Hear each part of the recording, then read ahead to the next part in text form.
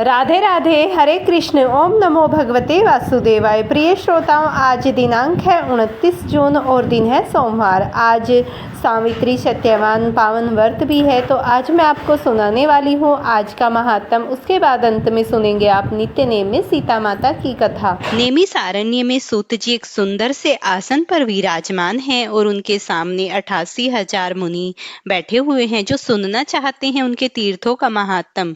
तो सूत जी उनसे कहते हैं कि हे महर्षियों, आप राशि का निवारण करने के लिए तीर्थों की महिमा का श्रवण करने के लिए श्रेष्ठ हैं तथा तीर्थों का सेवन भी प्रशस्त है। जो मनुष्य प्रतिदिन यह कहता है कि मैं तीर्थों में निवास करूं और तीर्थों में वास करूं, तीर्थों में स्नान करूं, वो सिर्फ कहने मात्र नहीं परम पद को प्राप्त हो जाता है। तीर्थों की चर्चा करने से उसके सारे पाप नष्ट हो जाते हैं, अतः तीर्थ धन्य है। तीर्थ सेवा पुरुषों के लिए जगतकर्ता भगवान नारायण का सेवन होता है। ब्राह्मण, तुलसी, पीपल, तीर्थ समुदाय तथा परमेश्वर श्री विष्णु यह सदा ही मनुष्यों के लिए दिव्य है। पीपल, तुलसी, गो तथा सूर्य की परिक्रमा करने से मनुष्य सब तीर्थों का फल पाकर विष्णु लोक में प्रतिष्ठित होता है। इसीलिए विद्वान पुरुष निश्चय ही पुण्य तीर्थों का सेवन करे। ऋषि बोले, हे सूत जी, हमने महात्म सहित समस्त तीर्थों का श्रवण किया, किंतु आपने प्रयाग की महिमा को पहले थोड़े में बताया, उसे हम लोग विस्तार के साथ सुनना चाहते हैं, अतः आप कृपा पूर्वक उनका वर्णन कीजिए। तब सूत जी कहते हैं, हे महर्षियों, बड़े हर्ष की बात है, मैं अवश्य ही प्रयाग की महिमा का वर्णन करूंगा। पूर्व काल में महाभारत युद्ध समाप्त हो जाने पर जब कुंती नंदन युधिष्ठिर को अपने राज्य प्राप्त हो गया, उस समय मार्कंडेय जी ने पांडु कुमार से प्रयाग की महिमा का जो वर्णन किया था, वही प्रसंग आप लोगों को मैं सुनाता हूँ।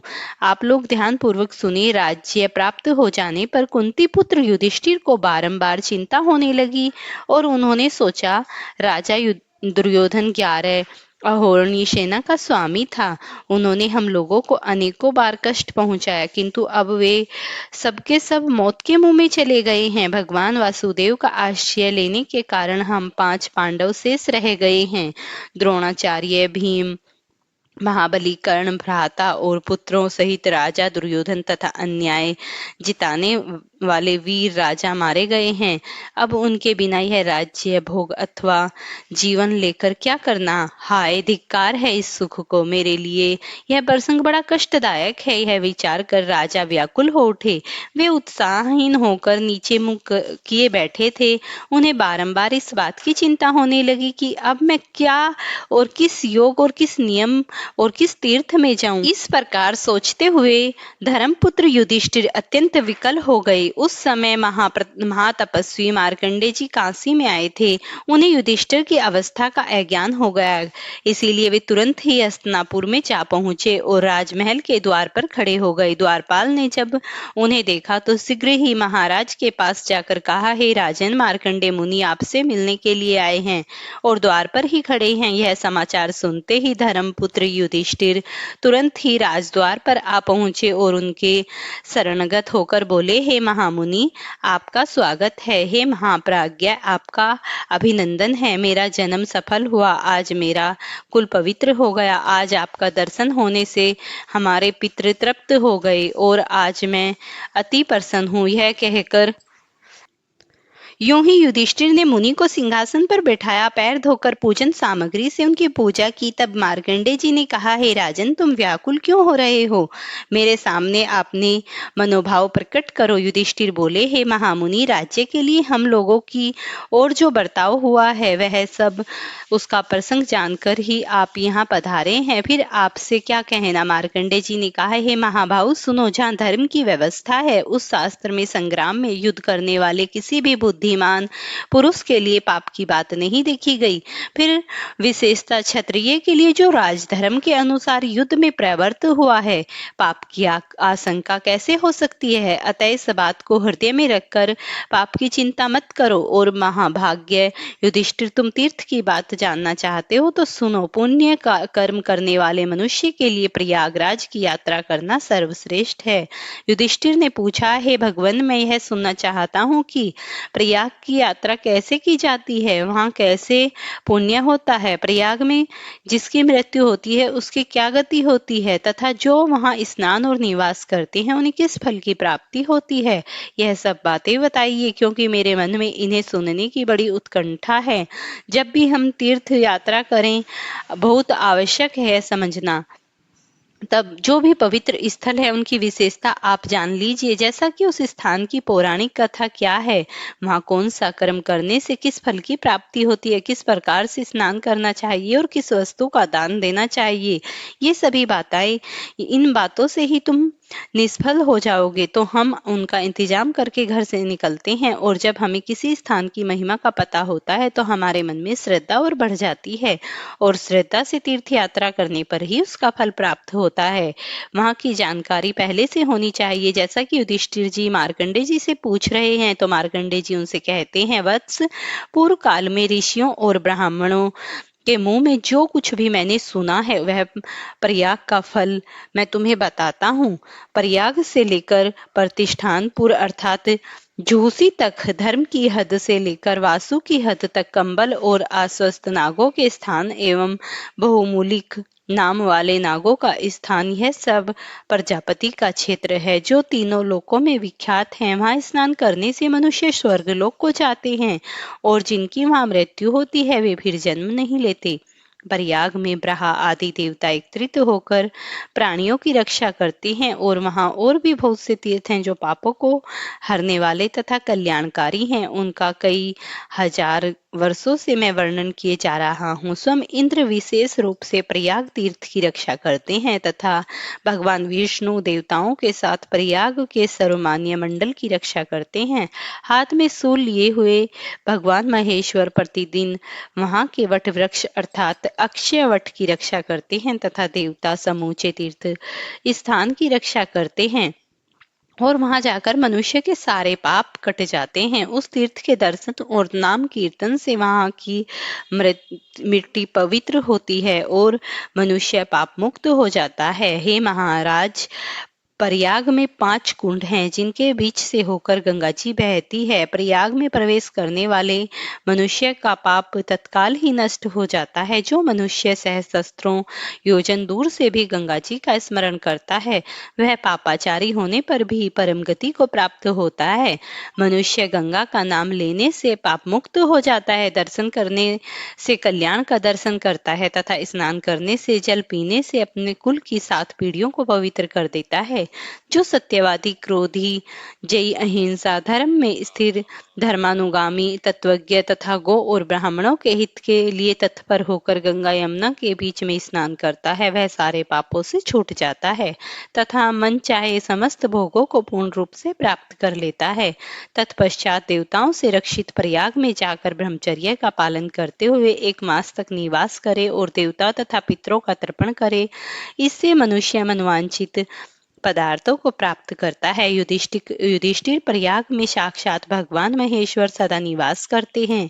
वहां परम पावन तीर्थ मनुष्यों के लिए दुर्लभ है। हे राजेंद्र, देवता, दानव, गंधर्व, ऋषि, सिद्ध और आचरण वहां पर स्नान करके लोक में जाकर सुख भोगते हैं। प्रयाग में जाने वाले मनुष्य पाप से मुक्त हो जाते हैं, इसमें तनिक भी संदेह नहीं है। मनुष्य अपने देश में या फिर वन में, विदेश में या फिर जो भी प्रयाग का स्मरण करते हैं वह वहीं पर ही ब्रह्मलोक को जाते हैं। यह श्रेष्ठ ऋषियों का कथन है। जो मन, वाणी तथा क्रिया द्वारा सत्य धर्म में स्थित होकर गंगा यमुना के बीच में भूमि में दान देता है वह सद्गति को प्राप्त हो जाता है।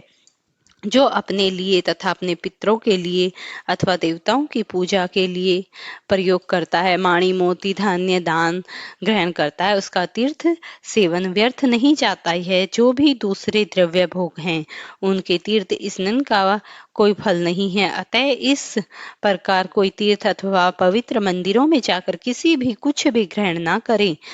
किसी भी निमित्त हो, व्रज को प्रतिकूल से सावधान रहना चाहिए। प्रयाग में भूरी अथवा लाल रंग की गाय जो दूध देने वाली हो, सींगों से खुरों को चांदी से मंडा दे, फिर उनके गले में वस्त्र लिपटाकर श्वेत वस्त्रधारी शांत धर्मज्ञ, वेदों को परागामी तथा साधु श्वेत्या ब्राह्मणों को बुलाकर गंगा यमुना के संगम में गो उसे विधि पूर्वक दान दे।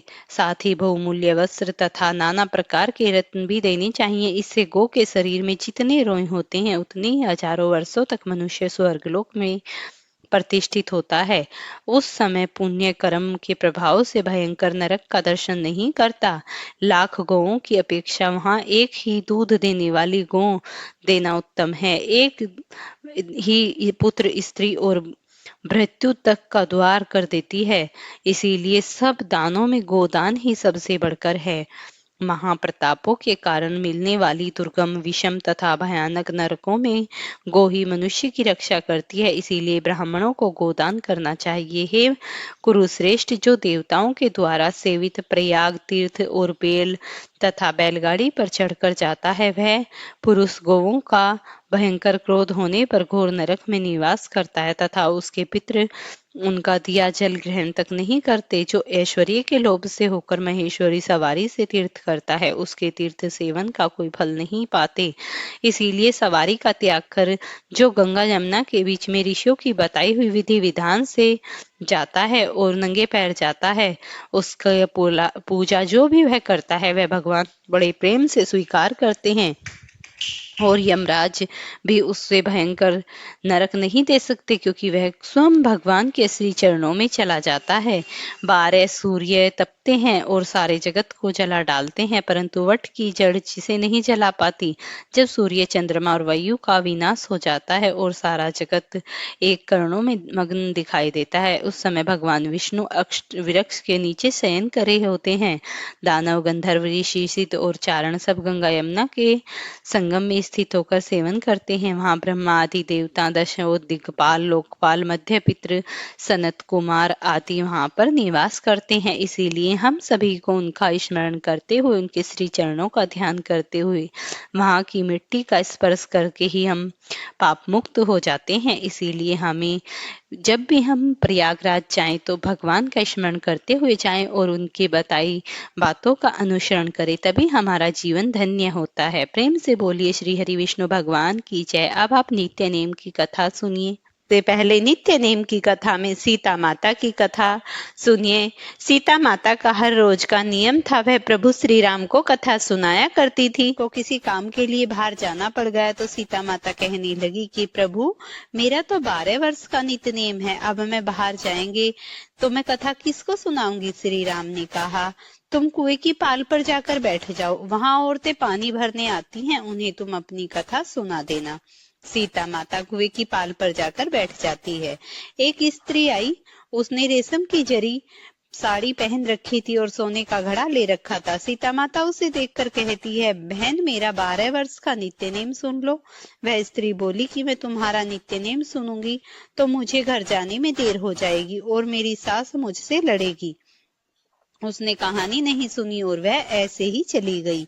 उसकी रेशम जरी की साड़ी पट गई, सोने का घड़ा मिट्टी के घड़े में बदल गया। सास ने देखा तो पूछा कि यह किस दोस्त को अपने सर लेकर आई है। बहू ने कहा कि कुएं पर एक औरत बैठी थी, उसने कहानी सुनने के लिए कहा, लेकिन मैंने उसकी कहानी नहीं सुनी।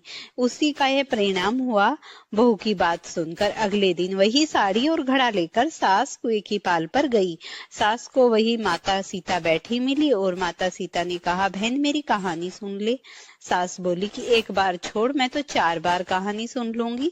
राम आए, लखन आए, देश के पुजारी आए, नित्य नेम का नेम लाए। राम आओ बैठो राम, तपी रसोई जियो राम, माखन मिश्री खाओ राम, दूध बतासे पायो राम, सूत के पल को माठो राम, साल दुसाला पाठो राम, साल दुसाला ओढ़ो राम, जब बोलूं तब राम ही राम, राम सवारे सबके काम, खाली घर भंडार बड़े भरेंगे, सबका बेड़ा पार करेंगे, जय श्री राम, जय श्री राम। सास बोली कि बहन, कहानी तो बहुत अच्छी लगी। कहानी सुनकर सास चली गई और उसकी साड़ी फिर से जरी की बन गई। मिट्टी का घड़ा फिर से सोने के घड़े में बदल गया। बहू कहने लगी, सासू माँ, आपने ये सब कैसे किया? सास ने कहा कि बहू, तू दोष लगा के आई थी और अब मैं दोष उतार कर आ रही हूँ। बहू ने फिर सास से पूछा कि कुएं वाली स्त्री कौन है? सास बोली कि वे सीता माता थी। वो पुराने को नया कर देती हैं, खाली घर के भंडार भर देती हैं, वह लक्ष्मी जी का वास घर में कर देती हैं, आदमी जो भी हो इच्छा उसे पूरी कर देती हैं। बहू बोली कि ऐसी कहानी मुझे भी सुना दो। सास बोली कि ठीक है, तुम भी सुनो। सास ने कहानी सुनानी प्रारंभ कर दी। राम आए, लखन आए, देश के पुजारी आए, नित नेम का नेम लाए, आओ राम बैठो राम, तपी रसोई जियो राम, माखन मिश्री खाओ राम, दूध बतासे पायो राम, सूत के पल को बांटो राम, साल दुसाला पाठो राम, साल दुसाला ओढ़ो राम, जब बोलूं तब राम ही राम, राम सवारे सबके काम, खाली घर भंडार भरेंगे, सबका बेड़ा पार करेंगे, जय श्री राम, जय श्री राम, राम राम जय जय राम। कहानी सुनकर बहू बोली कि कहानी तो बहुत अच्छी लगी। सास ने कहा, ठीक है, इस कहानी को रोज कहा करेंगे। अब सास बहू रोज सवेरे उठती, नहाती धोती और पूजा करने के बाद नित्य नेम की कहानी सीता माता से कहती। एक दिन उसने यहाँ एक पड़ोसन आई और सास बोली कि बहन, जरा सी आंच दे देना। वह पड़ोसन उसकी सास को कहने लगी। वह बोली कि आज तो अभी हमने जलाई ही नहीं। पड़ोसन ने कहा, तुम तो सवेरे 4 बजे उठकर क्या कर रही हो फिर? उन्होंने कहा कि सुबह उठकर हम पूजा करते हैं, फिर सीता माता की नित्य नेम की कथा कहते हैं। पड़ोसन ने उसकी बात सुनकर फिर कहा कि सीता माता की कहानी कहने से तुम्हें क्या मिला? वो बोली कि इनकी कहानी कहने से घर में भंडार भर गए, सारे काम सिद्ध हो गए, मन की इच्छा पूरी हो गई। पड़ोसन कहती है, फिर तो ठीक है बहन, इस कथा को मैं भी कहूंगी। वह बोली, ठीक है, तुम भी इस कहानी को सुन लो। सास कहानी सुनाने लगी। आए राम लखन आए, देश के पुजारी आए, नित्य नेम का नेम लाओ, आओ राम बैठो राम, तपी रसोई जियो राम, माखन मिश्री खाओ राम, दूध बतासे पायो राम, सूत के पल को माठो राम, साल दुसाला पाठो राम, साल दुसाला ओढ़ो राम, जब बोलूं तब राम ही राम, राम सवारे सबके काम, खाली घर भंडार भरेंगे, सबका बेड़ा पार करेंगे, जय सिया राम, जय सिया राम, जय जय राम। सारी कहानी सुनने के बाद पड़ोसन कहने लगी, बहन, कहानी तो बहुत अच्छी लगी। अब वह पड़ोसन भी नित्य नेम सीता माता की कहानी कहने लगी। कहानी कहने से सीता माता ने पड़ोसन के घर में भी भंडार भर दिए। हे सीता माता, जैसे आपने उनके घर में भंडार भरे, वैसे भी